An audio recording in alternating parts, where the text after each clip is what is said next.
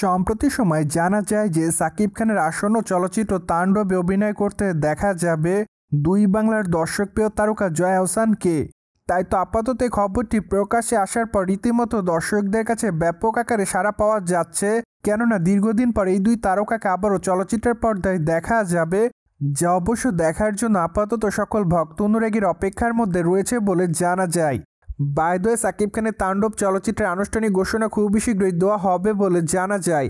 পাশাপাশি অবশ্য ফেব্রুয়ারি মাসের শেষের দিকে কিংবা মার্চ মাসের শুরুর দিকে চলচ্চিত্র নির্মাতারা চলচ্চিত্রের শুটিংয়ের কাজ শুরু করতে পারেন।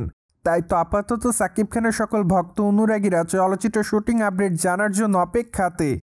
অন্যদিকে আপনারা সকলে জানেন যে ঢাকা ইন্ডাস্ট্রির বর্তমান সময়ের দর্শকপ্রিয় তারকাদের মধ্যে অন্যতম সাকিব খান, কেননা এই তারকা তার দীর্ঘদিনের কেরিয়ার একাধিক দর্শকপ্রিয় চলচ্চিত্র উপহার দিয়েছে তিনি তার ভক্তদের।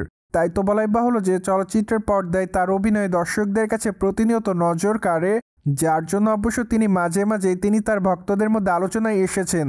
মোরওভার মাত্র কয়েকটা দিন আগে সাকিব খান অবশ্য বরবাদ চলচ্চিত্রের শুটিংয়ের কাজ শেষ করেন।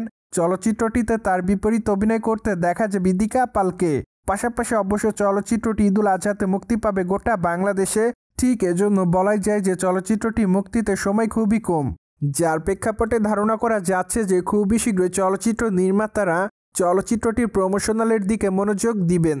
অন্যদিকে সাকিব খানের হাতে আগামী দিন আরও বেশ কয়েকটা চলচ্চিত্রের কাজ আছে বলে জানা যায়। তার মধ্যে অবশ্য উল্লেখযোগ্য তুফান 2 চলচ্চিত্রটি অবশ্য 2026 সালে মুক্তি দেওয়ার পরিকল্পনা করেছে চলচ্চিত্র নির্মাতারা। তাই তো আপাতত তার এই চলচ্চিত্রটির জন্য অপেক্ষাতে রয়েছে সাকিব খানের সকল ভক্তরা, কেননা চলচ্চিত্রের প্রথম খণ্ডটি দর্শকদের কাছে ব্যাপক আকারে নজর কাড়ে।